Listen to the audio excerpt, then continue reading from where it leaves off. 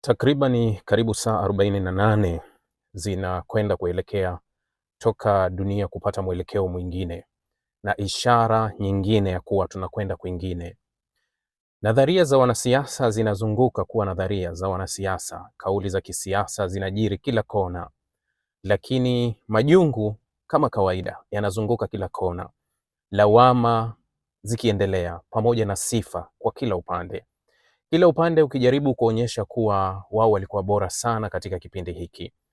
Lakini hali ya kushangaza zaidi inabaki ndani ya Israeli kuwa ukosoaji dhidi ya yule ambaye aliwapa zaidi unaendelea kwa kasi sana. Kutokuridhika kwa wanasiasa wa Israeli kuko wazi. Kutokuridhika kwa Waisraeli kuko wazi. Lakini kuridhika kwa Israeli na wanasiasa wa Israeli kuna ashiria tu pekee kuwa litakuwa ni anguko kubwa zaidi la Donald Trump. Bila shaka walianza wakiwa kwenye njia moja, lakini huenda wanatembea kwenye njia mbili tofauti hivi sasa, kwa sababu njia moja haiwafikishi pale wanapokwenda. Njia moja haitoi majibu ya malengo yao yote. Njia moja ni ishara ya kuanguka kwa upande mmoja. Nani yuko tayari kutembea kwenye njia ya mwenzake? Waziri Mkuu wa Israeli jana alizungumza na vyombo vya habari katika kujizuia ukosoaji wa moja kwa moja kwa rais wa Donald Trump. Alijaribu kuweka mpango wa kisiasa kuonekana kama kuwa kuna mambo makubwa sana wameyatimiza kwenye hii vita, akijisifu kuwa kama asingekuwa yeye na Donald Trump, basi Israeli ilikuwa kwenye njia mbaya zaidi, au ilikuwa inaelekea kwenye anguko lake. Kwa mujibu wake Netanyahu, kuwa amefanya makubwa katika kipindi hiki kwa ajili ya kulinda usalama wa Israeli. Kauli hii ina tafsiri nyingi, lakini tafsiri ya wazi kabisa ni kauli ya kisiasa ambayo anayojaribu kujipambanisha nayo. Anajaribu kujiweka kwenye nafasi nzuri ya kisiasa, kwa sababu mbele hakuna drama, mbele kuna uchaguzi tu, hakuna kitu kama hicho. Kwa hiyo ima aanzishe vita ya moja kwa moja na Donald Trump, ambaye Donald Trump hapendi kukosolewa wala hawezi kukubaliana na kuanzishwa kwa vita hivi sasa, kwa sababu naye anajaribu kujinusuru, au aende upande wa Donald Trump akitafuta support ya Trump ambayo angalau iweze kumng'arisha kidogo ndani ya Israeli. Imani ya kawaida ya raia wa Israeli kwa Donald Trump imeporomoka sana, si kidogo, imeporomoka sana, kutoka kuwa walikuwa na imani naye sana, lakini jinsi alivyoanzisha vita ya Irani na kurejea kwenye mazungumzo, ndivyo ambavyo Waisraeli wanamuona Trump kama ni mtu ambaye aliwaingiza na kuwasaliti. Ukitazama gazeti mfano la Hayom jana liliandika taarifa ambayo ilikuwa inasema kuwa liliandika, niko nalo hapa gazeti la Hayom, ngoja nikumbuke kile ambacho walikiandika jana. Mpango wa vita ya Marekani na Irani ulikuwa ni kufeli kwa Marekani, ambako kumeingiza matatizoni Israeli. Ndio walikusudia kusema hivyo. Lakini katika gazeti hili jana waliandika taarifa moja ambayo na yenyewe ilikuwa inashangaza pia. Ilisema hivi: Trump secretly approved Qatar Iran cash deal. Gazeti hili linathibitisha kwa uwazi kuwa Marekani alimzunguka Israeli, akaanza kuzungumza na Irani kwa kupitia wapatanishi wa Qatar, na Marekani akaruhusu mabilioni ya dola yaende kwa Irani ili Irani ijifanye kipofu kwenye mfereji wa Hormuz na waweze kupitisha meli za kutosha. Ndio kile ambacho Rais Donald Trump alikizungumza wiki jana, kuwa naweza nikawaambia siri kuwa tulikuwa tukipitisha mapipa milioni 100 pipa ili kuweza kubalance bei ya mafuta sokoni. Kama tusingefanya hivyo, hali ingekuwa mbaya zaidi. Kile alichotuaminisha Donald Trump ilikuwa ni mpango wa siri kati ya Marekani na vikosi vya kijeshi vya Marekani ambavyo vinadaiwa kuwa vilifanya mission ya siri bila Irani kujua. Kile kinachoandikwa na gazeti la Israel wanasema no, Marekani alihonga fedha kupitia Qatar akaruhusu. Hiyo inakwenda mbele kabisa kupitia kuwa Qatar asishambuliwe pamoja na UAE anaingia kwenye hili. Marafiki wa Israel hawaaminiki kwa sababu UAE ni rafiki wa Israel. Je, naye haaminiki? Kwa nini vyombo vya habari vya Israel vimeamua hivi sasa kuandika kila kitu ambacho ni kigumu zaidi au katika kumkosoa zaidi bwana Donald Trump? Kuna makala moja ilikuwa naisoma, imeandikwa pia kwenye gazeti la Hayom la Israeli, ambayo ilikuwa inasema the real danger hiding in the agreement with Iran. Makala hii inasema hatari halisi iliyofichwa katika makubaliano ya Irani. Ukisoma hii makala, hata wewe ukijipa muda uingia kwenye gazeti la Hayom, ukisoma hii makala utaelewa vingi. Lakini kabla sijarudi kwenye hii makala, maanake ndani yake kuna vitu vingi vya kujadili, tutavizungumza. Kuna gazeti la Israel la Haaretz limeandika the Iran fiasco is the Netanyahu biggest failure since October 7. Yani hili swala la Irani ndio swala kubwa zaidi kwa Netanyahu kupoteza, yani tangu Oktoba 7, basi katika kipindi ambacho Netanyahu amepoteza zaidi ni swala la Irani. Niliwahi kuambia hapa, Netanyahu ni very smart, lakini niliwahi kuambia, unajua Mungu alivyo, Mungu jinsi alivyo, akitaka kumwangamiza binadamu au akitaka kumwangamiza mja wake, basi huwa anamtia akili za kijinga. Yani anakupa ushujaa wa kijinga, ushujaa ambao utauamini peke yako, ushujaa ambao utakutia kiburi na kuona kuwa kila unachokifanya ni sahihi. Lakini kwa sababu Mwenyezi Mungu mwingi wa rehema anataka akuvute kwenye point ambayo anakutaka ufike, ugonge, atakutia upofu. Mara kadhaa niliwahi kuwapa mfano yule Firauni yeye alikuwa jeuri. Musa anamuonyesha ishara zote, lakini anakuambia mimi ndio Mungu mkuu. Unaona alivyompeleka mpaka baharini, mpaka bahari ya Shamu imepasuka, bado yeye haamini kuwa nini kinachotokea hapa. Lakini Mungu alikuwa akimvuta akae kwenye njia yake anayoitaka, aondoke naye au ampe kile alichostahili. Naweza nikasema Netanyahu alivutwa kwa staili hiyo. Niliwahi kuambia baada ya kifo cha Hassan Nasrallah, Netanyahu alitakiwa azimalize vita zote. Lakini nililizungumza tena baada ya kifo cha Khamenei, nikamwambia kama wamekuwa smart, hii vita hata watakiwa ende nayo mbali, waishie hapo hapo. Japokuwa Iran asingemaliza ile vita, lakini walitakiwa waishie hapo hapo. Netanyahu angetawala milele Israel. Baada ya hapo angetawala milele. Leo hii anaonekana kama kikaragosi ndani ya Waisraeli.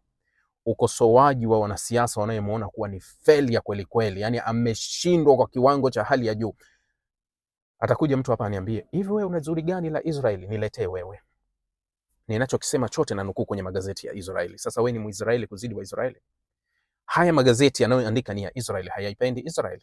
Au haya magazeti yanayomkosoa Netanyahu yako ndani ya Israeli na mengine yanachukua ruzuku ya serikali? Hayumo wanachukua ruzuku. Au Haaretz wameondolewa tu, hata matangazo wameondolewa kwa sababu ya kusema kwao ukweli. Wameondolewa, lakini hivi vyombo vyote ninavyovitaja mimi ni vyombo vinavyozungumza viko ndani ya Israeli. Nitakusomea makala moja hapa japo kwa ufupi tu. Hii makala ambayo inasema hatari halisi iliyofichwa katika makubaliano ya Irani. Anasema ukichunguza kauli za Donald Trump na Waziri Mkuu Netanyahu mwanzoni mwa kampeni pamoja na maelezo ya makubaliano yaliyoibuka kati yao na Tehran na Washington, hitimisho moja tu wazi linaibuka. Operation ambayo hii ilikuwa imetoka kwenye Rising Lion, wanasema operation ya Rising Lion ilishindwa kwa vitendo baada ya kuleta anguko la utawala wa Irani au kudhoofisha kwa kiasi kikubwa kampeni. Ilimalizika huku utawala huko Teherani ukiwa na nguvu za kiuchumi, nguvu za kidiplomasia pamoja na kijeshi. Gazeti la Israel Hayom, ambao ni gazeti la mrengo wa kulia, linaandika hii taarifa, sio mimi. Gazeti hili linasema kuwa ukichukua mpango wa Donald Trump na Netanyahu wakati wanaanza ndani ya Irani na mpaka mwisho wanapokuja kwenda kwenye makubaliano kati ya Washington na Teherani, unachoweza kukiona kwenye hili ni kuwa utawala wa Teherani umekuwa na nguvu zaidi za kiuchumi, nguvu kubwa za kidiplomasia na hata jeshi lao kuwa imara. Sasa wewe uliopo huko endelea kubisha.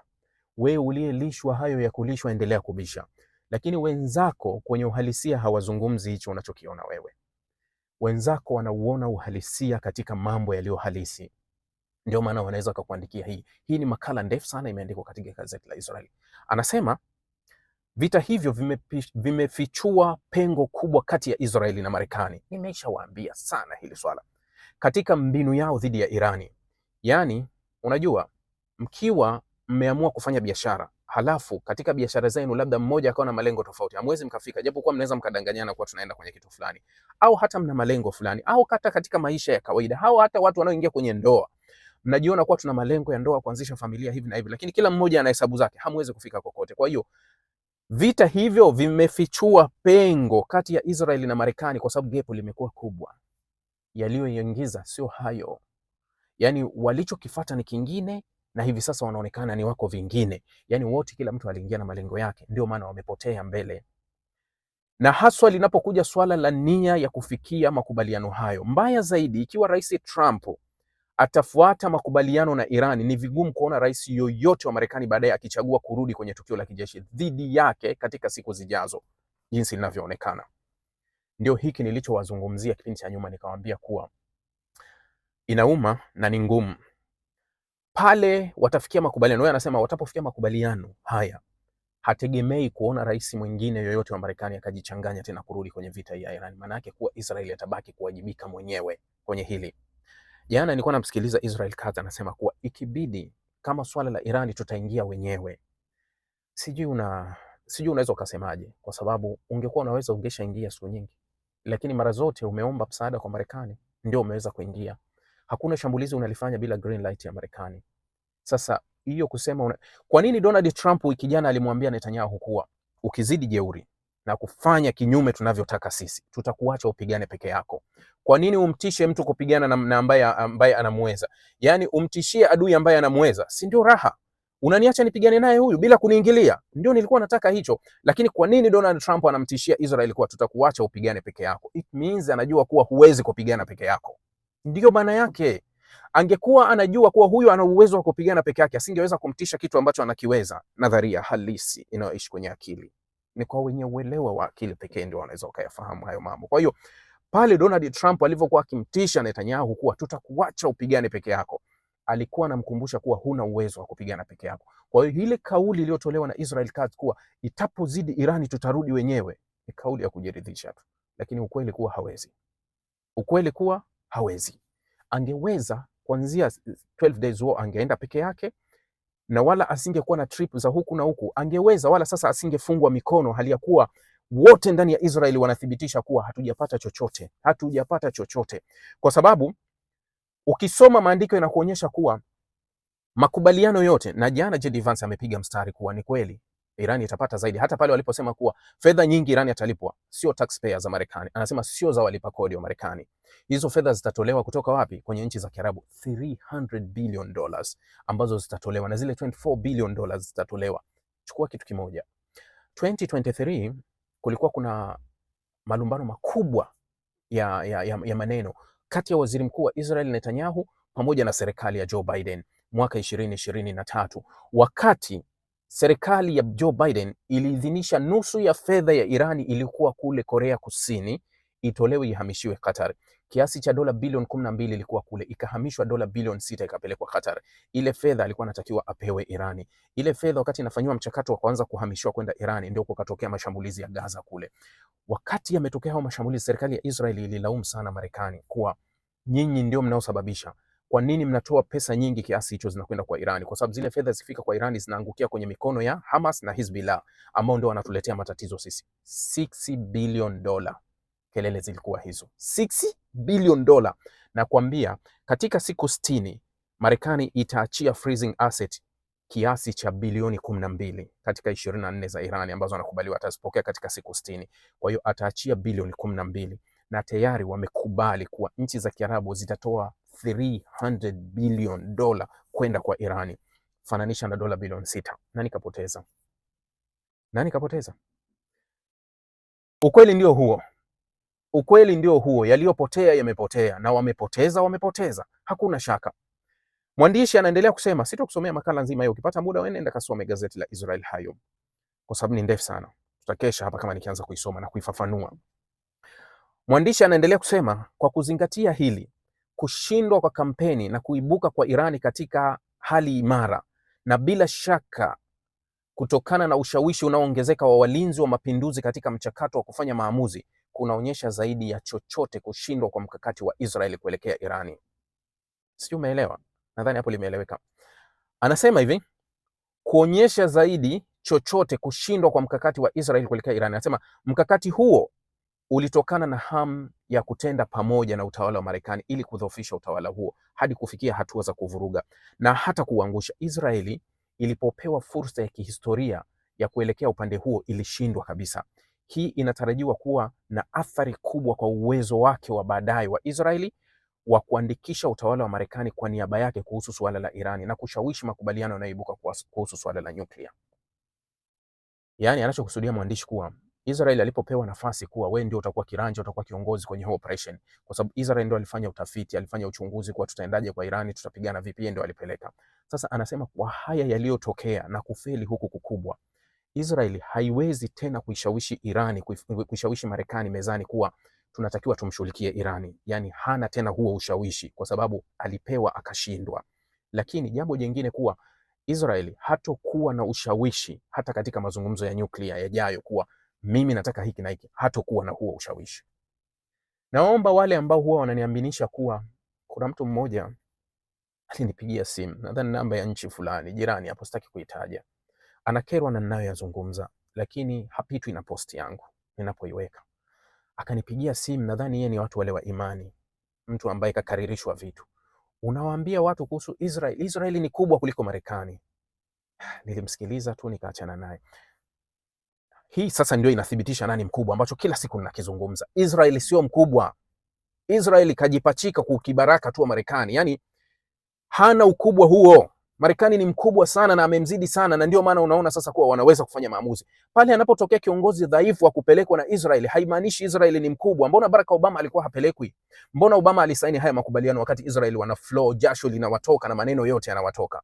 Alisaini makubaliano na Iran ya JCPOA kwa sababu alikuwa hapelekwi. Hakuwa na ule uzayuni ambao Trump anao. So anapotokea kiongozi ambaye kalishwa uzayuni, haimaanishi kuwa ule uzayuni wake ndio unafanya Israeli ionekane kuwa kubwa. No, kwa sababu maamuzi yanatendeka kwa kupendelea uzayuni, haimaanishi kuwa Marekani ni dhaifu mbele ya Israeli. Marekani ina maamuzi zaidi ya Israeli. Marekani ni kubwa mbali zaidi ya Israeli, na Marekani haitegemei Israeli. Haitegemei Israeli. Nakwambia, kuna wafanyabiashara wakubwa wako ndani. Wako wapi? Si wako Marekani? Kwani Marekani ikiamua watafanya nini? Hakuna kitu kama hicho. Marekani ikiamua imeamua, na Marekani anathibitisha kwenye hili kuwa hana adui wala rafiki wa kudumu. Leo Marekani amemchenjia Israeli, yuko na Irani, anazungumza kuhusu maslahi yake, na niliwahi kuambia kuanzia mwanzo kuwa pale Marekani atahisi maslahi yake ya kudondoka, Marekani yanakwenda na maslahi yake ya kuisha, atabadilisha upepo juu chini, atawaofa watu hapa vitu ambavyo hawakuwahi kuofa. Yani ofa atawapa mpaka watashangaa. Leo hii Israel anajiona kwenye mgongo wa Marekani, ambayo Donald Trump alikuwa ni mzayuni kweli kweli. Israel anajiona nyuma ya mgongo wa Marekani kama hana chochote. Hawezi kushauri lolote wala hawezi kuamua lolote, isipokuwa anaona kuwa ushawishi wa Irani kwa Trump ni mkubwa zaidi kuliko hapo awali. Bado kuna mtu anakuambia eti Israel ni kubwa kuzidi Marekani, au Israel. AIPAC lobbying ndio walioweza kucontrol na siasa wa Israeli. Leo hii kina Lindsey Graham wanaogopa kumkosoa Donald Trump kwa sababu Donald Trump si rais anayekubali kukosolewa. Tayari amebugi na tayari amejichanganya kwenye hili, lakini nani ananyosha mkono wa kumkosoa? Nani ananyosha? Netanyahu anazungumza kwa tahadhari kwa sababu anamjua Donald Trump. Donald Trump, nimemwambia kitu kimoja jana kwenye mazungumzo ya jana kuwa ule muda wa drama haupo. Ule muda wa Marekani na Israel kucheza kwenye michezo ya kuigiza kwa sababu wanataka wamhadae mwingine, muda hauwapi nafasi. Wote wapo kwenye kitanzi mbele. Kwa hiyo hakuna muda wa kucheza. Ukicheza umekwenda na maji. Lakini kama kusingekuwa na uchaguzi wa Marekani na uchaguzi wa Israel, ningeamini kuwa hao watacheza kwenye meza moja ya kuhadaa. Yani watakaa pamoja waanze kucheza ile michezo yao ya kutaka kuhadaa upande wa pili. Lakini muda hauwapi hiyo nafasi. Maana yake kilichopo hivi sasa kati ya Trump na Netanyahu ni halisi. Yani ni halisi. Kuna mmoja lazima aondoke. Yani kuna mmoja lazima aende na maji kwenye uchaguzi ujao, na hii yote inaakisi matokeo ya mgogoro wa Irani. Niendelee kuongea, makala ndefu inshallah. Tutakutana na mazungumzo zaidi kwenye magrupu yetu ya Arab, magrupu yetu ya Rahby update kule. Tutaendelea na uchambuzi zaidi, tutayafafanua mengi zaidi. Najua waliopo kwenye magrupu huko wanaelewa kabisa kuwa huwa tunazungumza nini. Jamani, ni kutakia kila la kheri. Asante, shukran sana.